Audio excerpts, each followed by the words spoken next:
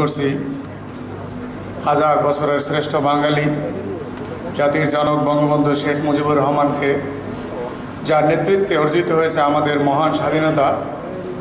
এবং আমি আরও স্মরণ করছি ৩০ লক্ষ শহীদের, যাদের সর্বোচ্চ আত্মত্যাগের বিনিময়ে আজ আমরা স্বাধীন দেশে পালন করছি বিশ্ব ভোক্তা অধিকার দিবস 2018।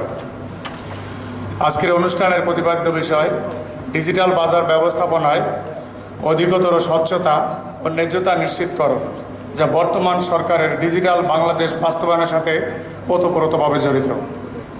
ডিজিটাল বাজার ব্যবস্থাপনায় অধিকতর স্বচ্ছতা ও ন্যায্যতা নিশ্চিতকরণের মাধ্যমে মাননীয় প্রধানমন্ত্রী শেখ হাসিনার নেতৃত্বে ভিশন 2021 ডিজিটাল বাংলাদেশ গঠনে আমরা আরও এক ধাপে এগিয়ে যেতে পারব বলে আমি দৃঢ়ভাবে বিশ্বাস করি।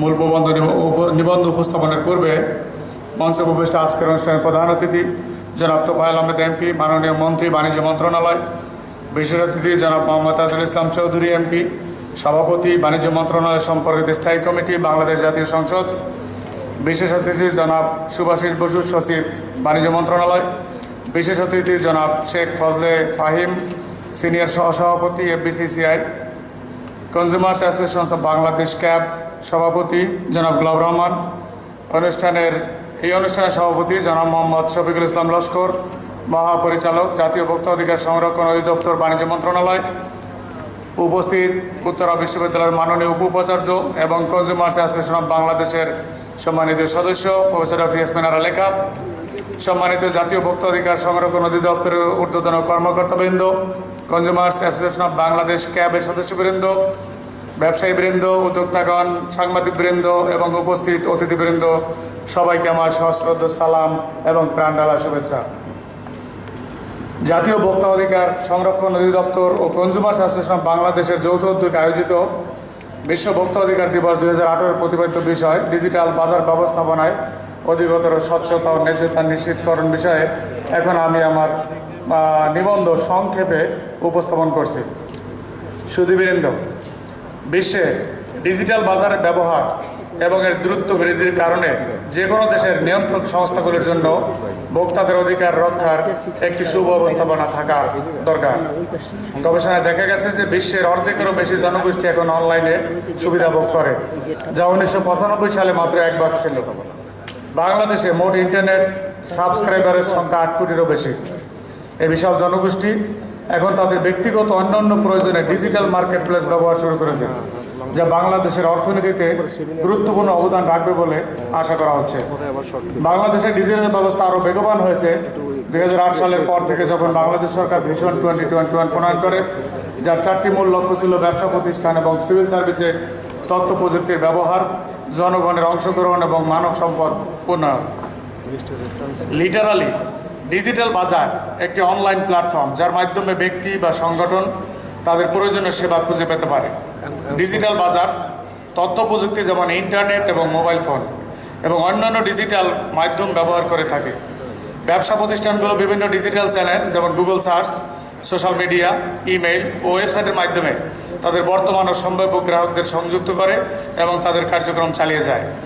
ভোক্তা যে কারণে ডিজিটাল বাজার ব্যবহার করে তা হলো পরীক্ষা করার সুবিধা, অনলাইন ও অফলাইন অনুসন্ধানের মধ্যে তুলনামূলক ব্যয় এবং তাৎক্ষণিক সুবিধা। বর্তমানে এমন একটি জগৎ আমরা বাস করি যেখানে ডিজিটাল ডিভাইসগুলি সার্বজনীন এবং নন ইন পার্সন কম্পোনেন্ট, যেমন ফ্লাইট বা হোটেলের টিকিট করার সাথে সংশ্লিষ্ট লেনদেন ডিজিটালভাবে করাই এখনকার যুগে সহজ। গত G20 সামিট 2017-তে জার্মান প্রেসিডেন্সি গুরুত্বের সাথে এই ডিজিটাল মার্কেটের স্বচ্ছতা ও ন্যায্যতা নিয়ে কথা বলেছেন। নিরাপদ অর্থ লেনদেনের জন্য অ্যাক্সেসযোগ্য তথ্য, ডেটা সিকিউরিটি এবং ডেটা সুরক্ষা সহ সংশ্লিষ্ট বিষয়গুলো এই সামিটে উঠে এসেছে, যা ডিজিটাল মার্কেটের সাথে সম্পর্কিত। 2012 সালের 15 মার্চ বিশ্ব ভোক্তা অধিকার দিবসের প্রচারাভিযান কার্যক্রমেও ডিজিটাল বিশ্ব তৈরির বিষয়ে আলোচনা হয়। ডিজিটাল প্রযুক্তি থেকে উপকৃত প্রত্যেকের জন্য ডিজিটাল সুরক্ষা এবং অ্যাক্সেস শক্তিশালী করা অত্যন্ত গুরুত্বপূর্ণ বলে উক্ত দিবসে মত দেওয়া হয়। এখন ইন্টারনেট, মোবাইল ফোন এবং অন্যান্য ডিজিটাল প্রযুক্তির দ্রুত বৃদ্ধির কারণে লক্ষ লক্ষ ভোক্তা এই সুযোগের সাথে জড়িত। যাই হোক, ভোক্তাদের অনলাইন কার্যক্রম বৃদ্ধির সাথে সাথে কিছু গুরুতর চ্যালেঞ্জও তৈরি হচ্ছে, যার ফলে ভোক্তারা প্রায় প্রতারিত হচ্ছে। এর কারণে বিশ্বব্যাপী নির্দোষ ভোক্তাগণ জালিয়াতি ও প্রতারণার শিকার হচ্ছে, যা নিয়ে বিভিন্ন পক্ষ এবং সংগঠন থেকে ইতিমধ্যে নানা রকম প্রশ্ন উত্থাপিত হয়েছে। তাই ডিজিটাল মার্কেটের স্বচ্ছতা এবং ন্যায্যতা কীভাবে নিশ্চিত করা যায় তা একটি গুরুত্বপূর্ণ বিষয় হিসেবে বাংলাদেশ তথা সারা বিশ্বে এই বিষয়টি আলোচিত হচ্ছে। সুধীবৃন্দ, ডিজিটাল বাজারের স্বচ্ছতা ন্যায্যতা নিশ্চিতকরণের জন্য আমাদের জানা দরকার ডিজিটাল বাজারের প্রকৃতি ও ধরন কী কী। ডিজিটাল বাজার বা অনলাইন মার্কেট প্লেস এক ধরনের ই-কমার্স সাইট যেখানে পণ্য বা পরিষেবা তথ্য একাধিক তৃতীয় পক্ষের মাধ্যমে সরবরাহ করা হয় এবং এর লেনদেন বাজারের অপারেটরদের দ্বারা পরিচালিত হয়। 2014 সাল থেকে সংগঠিত বাজারের স্থানগুলি অনলাইন বাজারে রূপ নিয়েছে। একটি ডিজিটাল মার্কেট প্লেসের সৃষ্টি বেশ সহজ, যা ইন্টারনেট সংযোগের মাধ্যমে করা যায়। ডিজিটাল মার্কেট প্লেসে যোগাযোগের মান মূলত ভৌত অবকাঠামোর উপর নির্ভর করে, সুতরাং এই বিষয়টির প্রতি আমাদেরকে গুরুত্ব দেওয়া উচিত।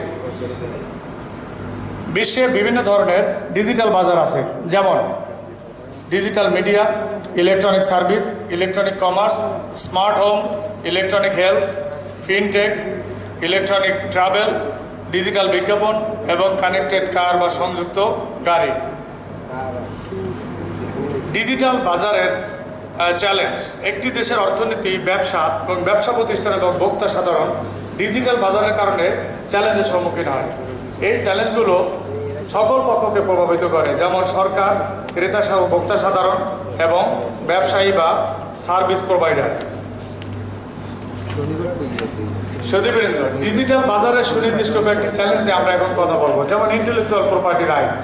ডিজিটাল বাজার ব্যবস্থায় এটি রক্ষা করা খুবই কঠিন, কারণ এটি এখন ওপেন, যেমন কপিরাইট মেনটেন করা খুবই ডিফিকাল্ট। পেমেন্ট ঝুঁকি আরেকটি সমস্যা। ডিজিটাল মার্কেটে দেখা যায় ইলেকট্রনিক লেনদেনের মাধ্যমে অর্থ আদান প্রদান করাই হয়ে থাকে, যেমন ডাবল পেমেন্টের ঝুঁকি, ক্রেডিট কার্ড পেমেন্ট, পেমেন্টের সীমা, লেনদেনের গোপনীয়তা রক্ষা করা, লেনদেনের আস্থা ইত্যাদি। এই বিষয়গুলি এখন ব্যবহারকারীর কাছে ঝুঁকিপূর্ণ। আরেকটি বিষয় হচ্ছে যে ইলেকট্রনিক্স ব্যবসার মাধ্যমে ইলেকট্রনিক চুরি, জালিয়াতি বা অননুমোদিত অ্যাক্সেস প্রায় দেখা যায়।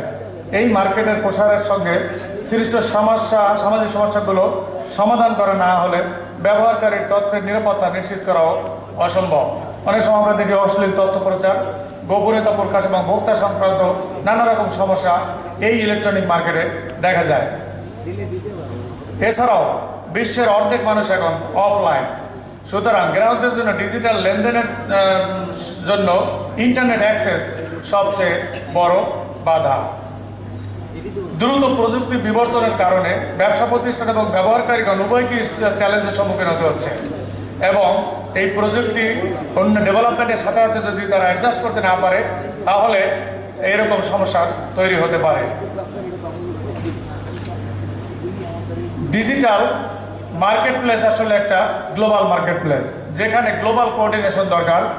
নেটওয়ার্ক ভিত্তিক ডিজিটাল বাজারের গ্লোবাল কোঅর্ডিনেশন যদি না থাকে তাহলে এই ডিজিটাল মার্কেটে প্রবলেমের তৈরি হতে পারে।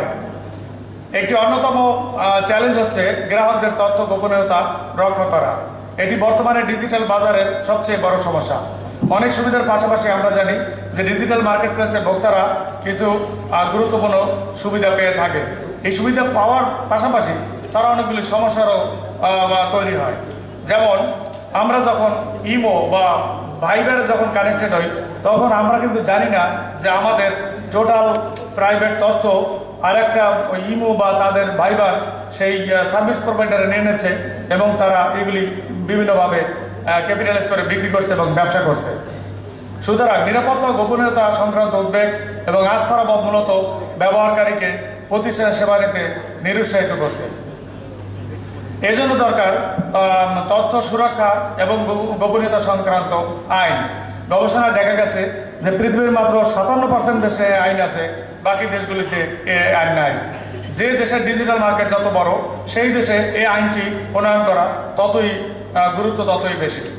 আরেকটি ইম্পর্টেন্ট বিষয় হচ্ছে ই জালিয়াতি বা ক্রস বর্ডার ই-কমার্স জালিয়াতি। সাম্প্রতিক গবেষণায় দেখা গেছে যে সমাজে ই জালিয়াতি বৃদ্ধি পেয়েছে, যার মূল কারণ সচেতনতার অভাব এবং অনুপযুক্ত সীমিত প্রতিরোধের উপায়। সর্বাধিক পরিচিত ই জালিয়াতিগুলো হলো অনলাইন নিলাম এবং রিটেল জালিয়াতি, চুরিকৃত ক্রেডিট কার্ডের জালিয়াতি, কার্ড হোল্ডার নিজেই তৈরি করা বন্ধুত্বপূর্ণ জালিয়াতি, অনলাইন ব্যবসায়ীদের দ্বারা জালিয়াতি ইত্যাদি।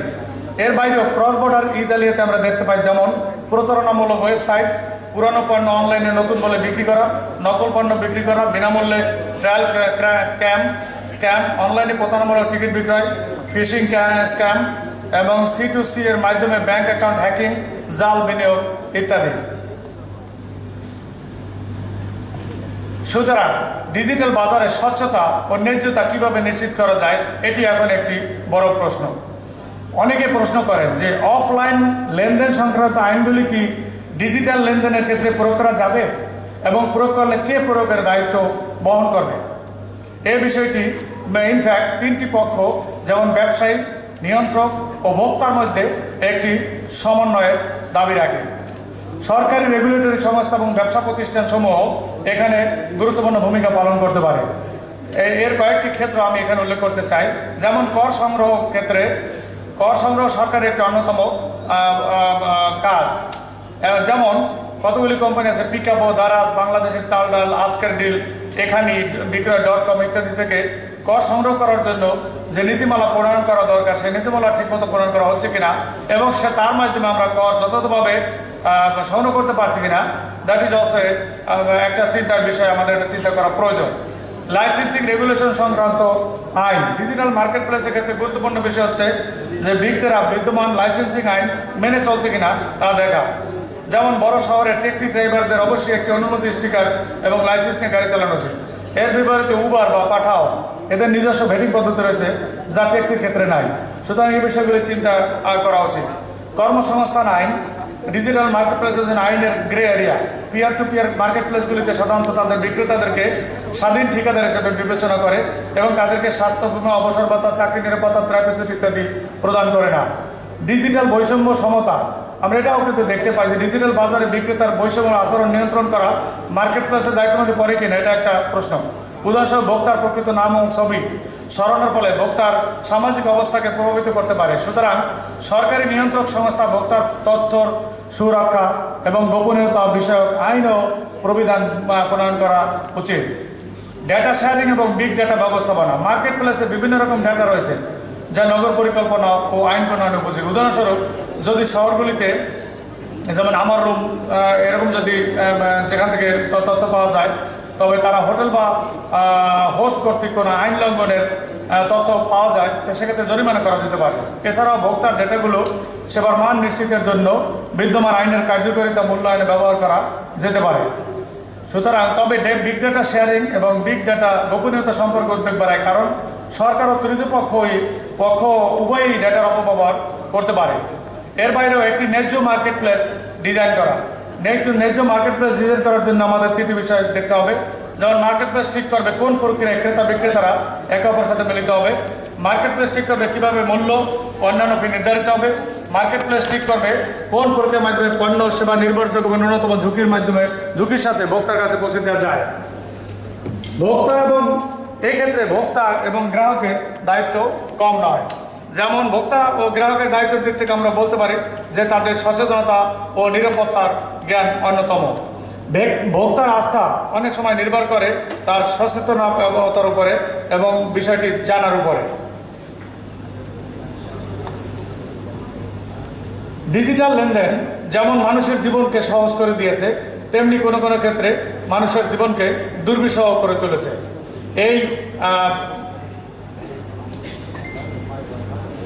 তাই ভোক্তাদের জন্য ডিজিটাল বাজার সমস্যাগুলো দূর করা অত্যন্ত জরুরি, যার জন্য প্রয়োজন একটি বিশ্বাসযোগ্য ব্যবস্থা যেখানে ভোক্তা সাধারণ নির্বিঘ্নে তাদের সেবা পেতে পারে। বিক্রেতা বা সার্ভিস প্রোভাইডার তার সার্ভিস যথোপযুক্তভাবে ভোক্তা সাধারণের সামনে উপস্থাপন করতে পারবে এবং নিয়োক্ত সংস্থা ত্রুটিসমূহ অতি সহজে বের করে তার সমাধান দিতে পারবে।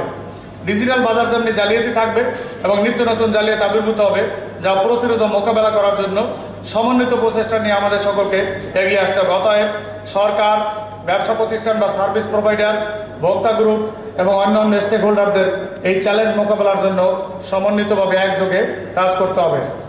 সুধীবৃন্দ, উপযুক্ত প্রযুক্তি ব্যবহারের মাধ্যমে জালিয়াতি অনেক বছর যাবৎ হয়ে আসছে। তাই এই অবস্থা থেকে পরিত্রাণের জন্য ভোক্তা সাধারণকে সবার আগে সাবধান হতে হবে, জানতে হবে কী কী ধরনের জালিয়াতি হতে পারে। ব্যবসা এবং অন্যান্য প্রতিষ্ঠানগুলোকে প্রযুক্তি ব্যবহারের মাধ্যমে সতর্কতামূলক ব্যবস্থা নিতে হবে, যাতে করে অন্য কোনো তৃতীয় পক্ষ বিক্রেতার পক্ষে জালিয়াতির আশ্রয় নেওয়া ভোক্তা সাধারণকে প্রতারিত করতে না পারে। নিয়ন্ত্রণ সংস্থা যথাযথ প্রযুক্তি ব্যবহারের মাধ্যমে জালিয়াতি প্রতিরোধ এবং শনাক্ত করে যথোপযুক্ত আইনের ব্যবহার দ্বারা ভোক্তার অধিকার এবং ন্যায্যতা নিশ্চিত করবে, এটাই সবার কামনা। সর্বোপরি পারস্পরিক বিশ্বাস, সততা ও জবাবদিহিতা নিশ্চিতকরণের মাধ্যমে ডিজিটাল মার্কেট প্লেসে ভোক্তা সাধারণের ন্যায্যতা নিশ্চিত করাই হবে সর্বোত্তম উপায়। উপসংহারে আমরা বলতে পারি যে ডিজিটাল সমস্যাগুলি যেহেতু কম্পিউটার এবং ইন্টারনেটের মাধ্যমে উৎপন্ন, যা বিশ্বজুড়ে ডিজিটাল বাজারে গ্রাহক নির্ভরতা কমিয়ে দিচ্ছে, সেহেতু কম্পিউটার প্রযুক্তি ব্যবহার করে এগুলোর সমাধান করতে হবে। যদি সরকার এবং নিয়ন্ত্রক সংস্থা, ব্যবসায়িক প্রতিষ্ঠান ও ভোক্তা সাধারণ সমস্যাগুলি যথাযথভাবে শনাক্তকরণ ও মোকাবেলা করতে পারে, তাহলে ডিজিটাল বাজারে অনলাইন লেনদেনের কার্যকারিতা উল্লেখযোগ্যভাবে বৃদ্ধি পাবে এবং মানুষের জীবনমান উন্নয়নে সহায়ক হবে। Thank you.